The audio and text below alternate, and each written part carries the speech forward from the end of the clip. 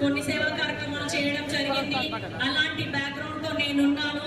Kadiyam share బిడ్డగా మీ ముందుకు వచ్చాను.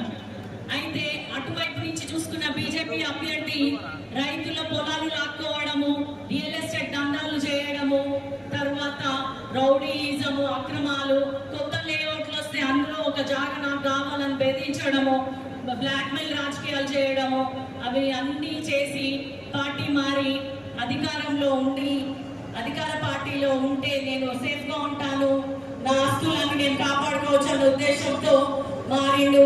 ఆయన వచ్చి నేను లోకల్ కాదంటున్నాడు, కానీ కడియం కావ్య లోకల్.